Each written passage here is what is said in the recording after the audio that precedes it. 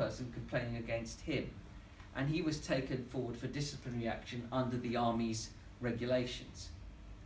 Now what I did was, I had a look at what was going on, and I helped him to reply and to push ahead, both with pushing his claim forward and in dealing with the complaint which had been made against him and about him.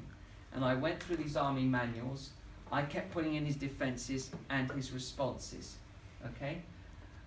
The Army then handed it back to the civilian role, to the civil service to deal with. I dealt with them as well. I'm pleased to say that also earlier this year, after a period of about 2.5 or 3 years, everything against him was dropped.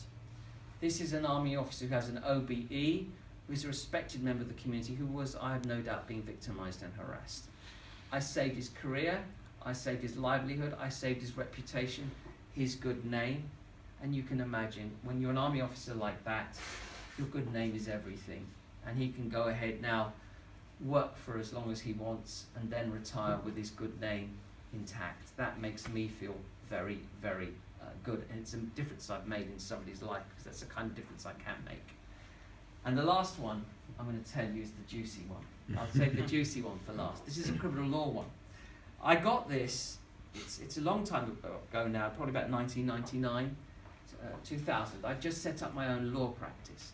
And I was at home, and I got a call on my phone, and I ran to it because sometimes the duty solicitor call centre hand out calls, and called panel calls when other people can't deal with them. I rang them up, and they gave me a conspiracy to murder case, which was amazing because I just set up my own practice and I thought, wow.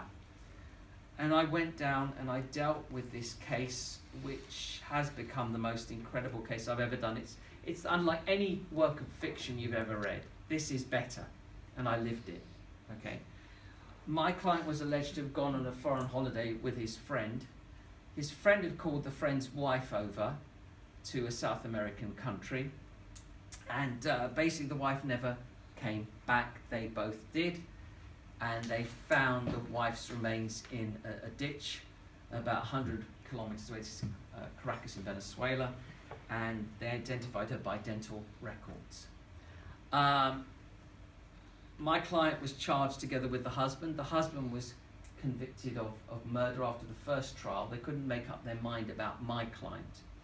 And I basically had to go to Venezuela and make inquiries on behalf of my client. Because basically one of the things they were saying was that the rubbish bags this woman was found wrapped in were of a kind that you could not get in Venezuela. So I went and did a round robin of all the shops in Caracas, and I found the same rubbish bags. So that disproved the fact that there was a conspiracy, because in my client's case, because he was a Romanian citizen, they had to go on the basis that he was charged with conspiracy. They couldn't actually charge him with murder. So anyway, at the retrial, the jury were out for 45 minutes and they found him not guilty of murder. And there's far more to it than that. They went to some voodoo place. They visited, both of them visited a voodoo place, and I had to go there and talk to somebody and find out about it. And there are other elements of it which are like anything, any kind of fiction you've ever read. It would make a great film, actually, the whole case. But that's one thing I do.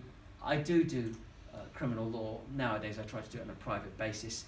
Road traffic comes under that jurisdiction, so I can help anybody with road traffic. I'm a solicitor advocate. I do jury trials. So I have all the expertise to deal with all of these particular matters.